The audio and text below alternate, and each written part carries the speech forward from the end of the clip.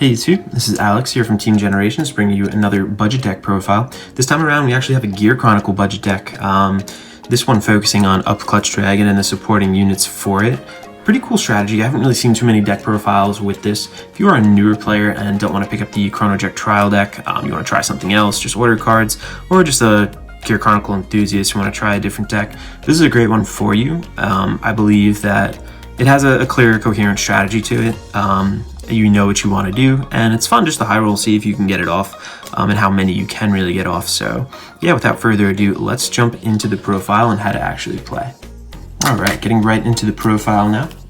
We are actually, like any other Gear Chronicle deck, we were running two grade 4s. We are running some grade 4s in here. This is Interdimensional Beast Isolate Lion. Its skill is that when it's placed on Vanguard Circle, we get to look at the top card of our deck and call it to Rearguard Circle. And then once returned, we can actually retire a Rearguard and search our deck for up to one grade 3 card and call it to Rearguard Circle. So it kind of pays its own cost in a way. You could choose to retire something else that maybe not be as favorable as whatever you called onto the field with his first skill. This kind of enables us to search out our Upclutch Dragon and get him on the field so that we can get that multi-attack engine really rolling in our deck. So yeah, running that at a 2 of. Next up, we are running 4 Upclutch Dragon. This is our grade 3s. This guy does have a force marker and his skill is on Van or Rear. When it attacks, we can counterblast 1, look at 7 cards on the top of my deck, and then call up to 1 Upclutch Dragon or Steam Maiden Melon from them to Rearguard as rest. Shuffle our deck, and then if we have a Steam Maiden Melon and an Upstream Dragon on our Rearguard Circle, we can actually call them as stand instead, so that kind of enables our multi-attack engine.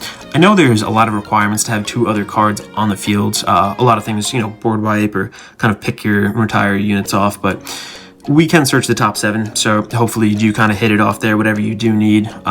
It is kind of costly that you're paying that counterblast before you call them, like you're paying the counterblast just to search, but yeah, like this is a budget deck, it is what it is. Still a fun kind of mechanic to play with, and yeah, that is the main heart and soul of our deck, and that's the target for Isolate Line. I actually am running another grade 3, kind of an interesting one to be honest. This is Steam Maiden Inglesia. Her skill is on Vanguard Circle. Once per turn, we can discard a card from our hand and search our deck for up to 1 card for a grade 4 card and ride it as stand. We shuffle our deck, and at the end of turn, we retire it. Actually ride a grade 2. So a couple different things to point out with this card. This card enables us to get that Interdimensional Beast Isolate Line out. We pop him out, get our Upclutch Dragon eventually. But it's kind of a double-edged sword here. We are riding a grade 2 from Soul, so we're not generating those 2 force markers that, let's say, a Chronojet, next stage would kind of do.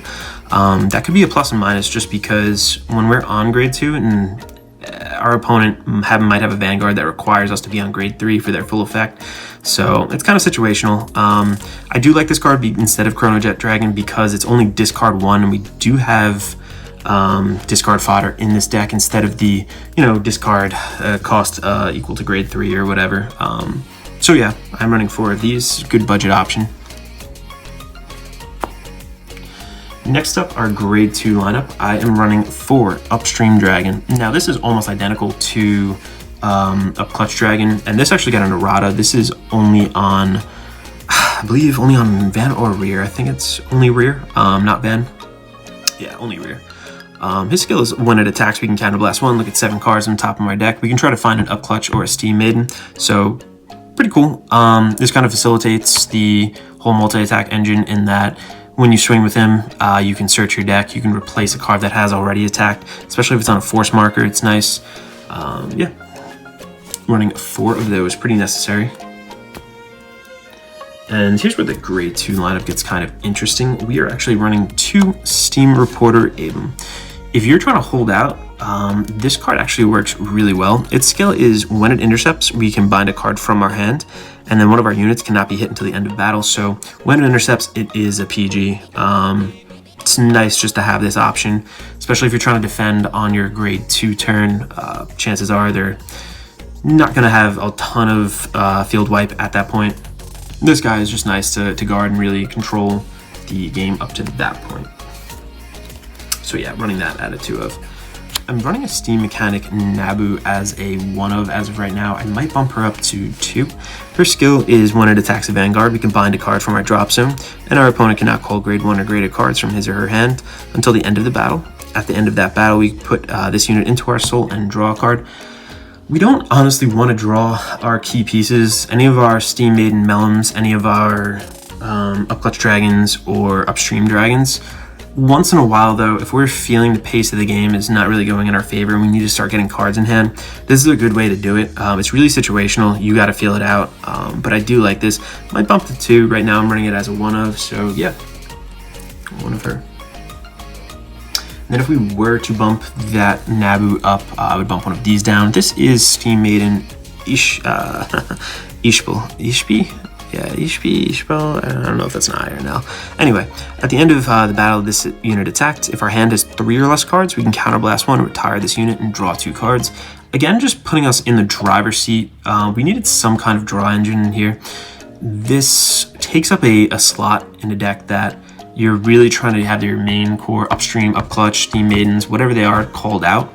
But if you don't really have that readily available and you have these out here, it's at the end of the battle that it attacks, so you can actually swing with her first and then try to go with your Upstream, Upclutch, and Steam Maiden multi-attack engine.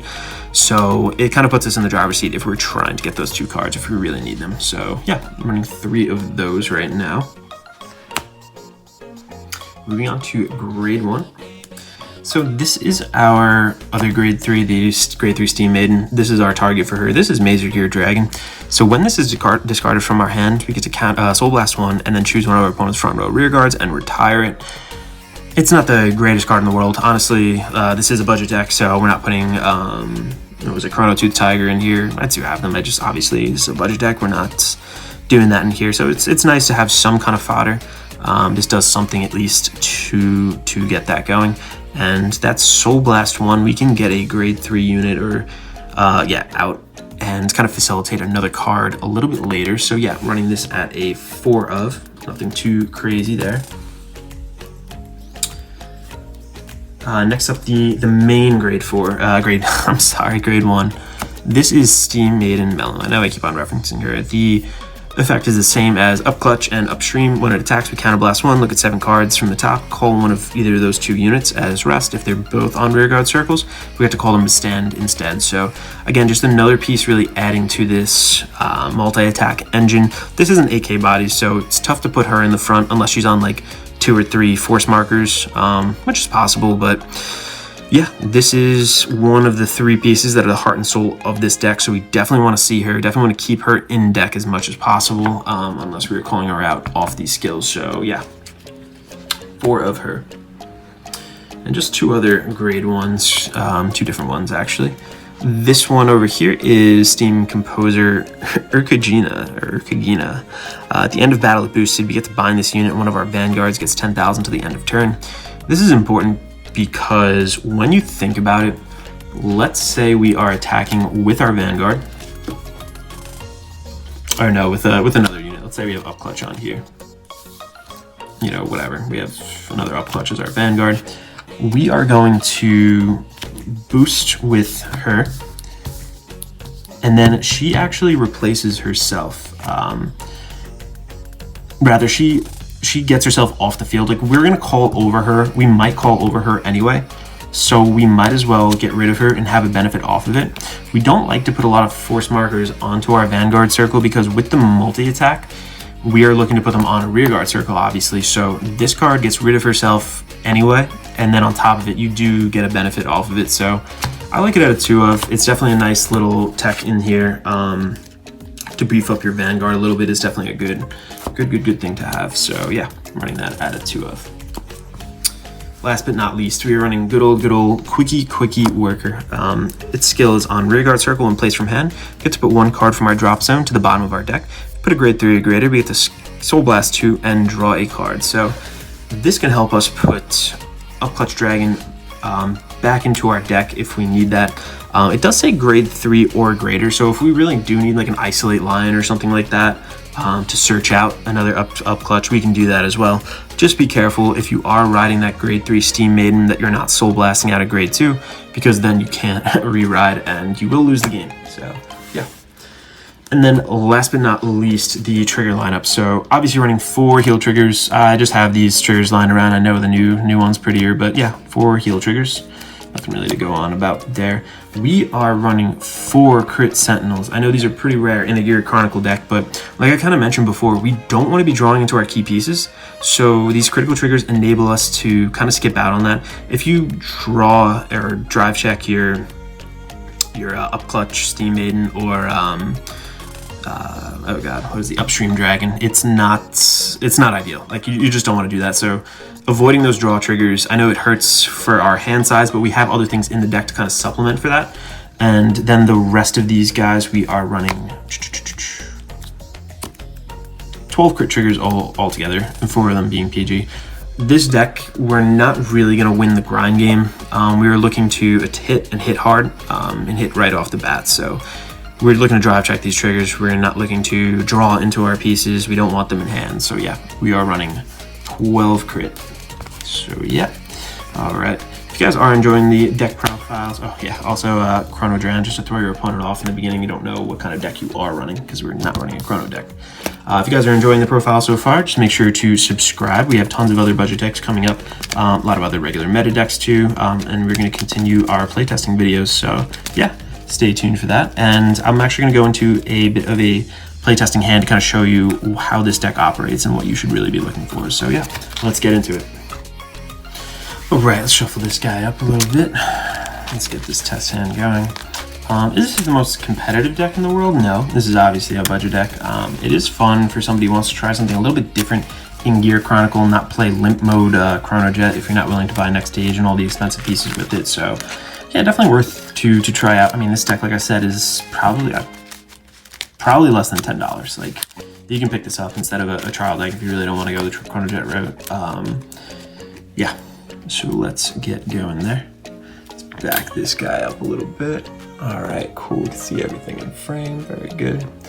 All right, let's go. 1, 2, 3, 4, 5. Let's see, what did we get? We got 1, 2, 3.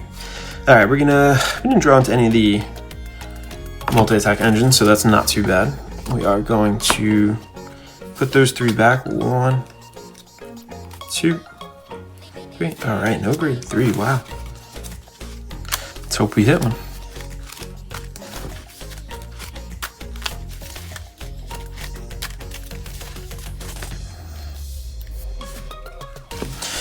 All right, let's assume we go first. We are actually going to ride.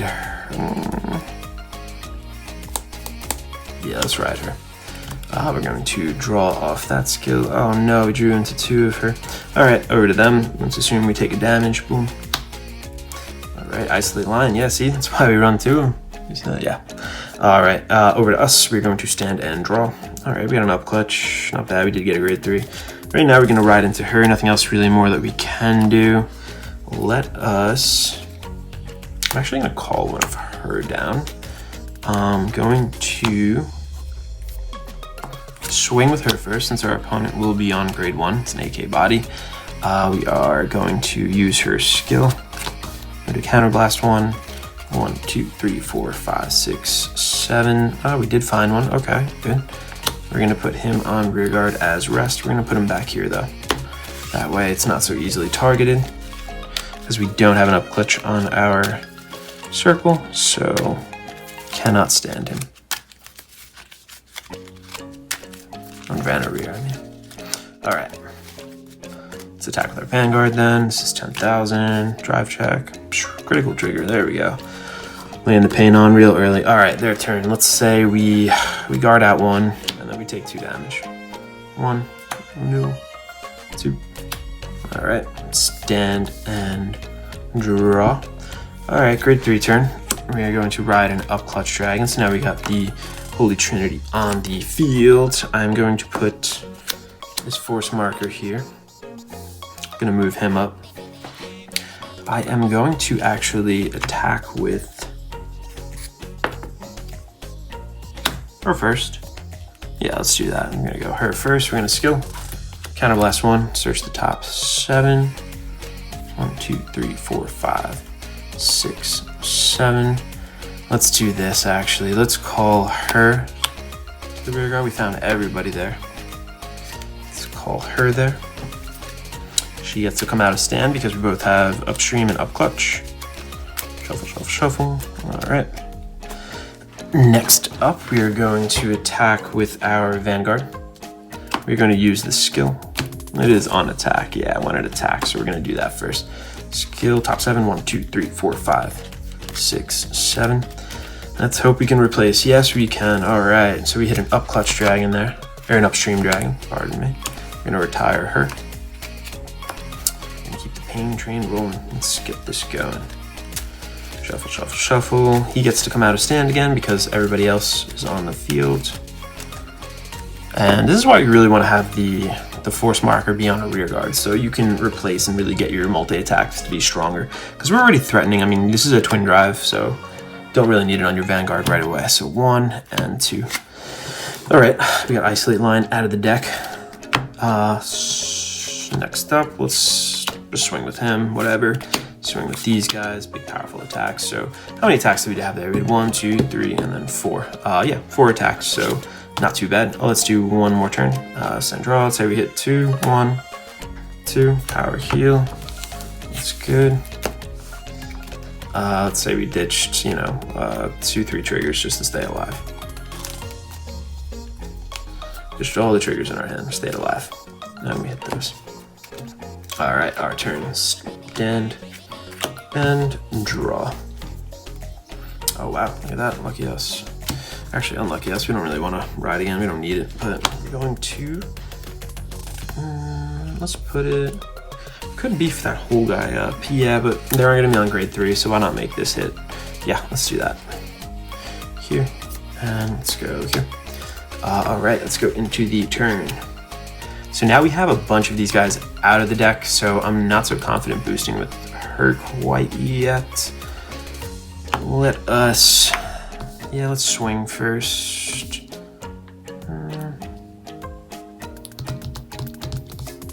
Let's swing.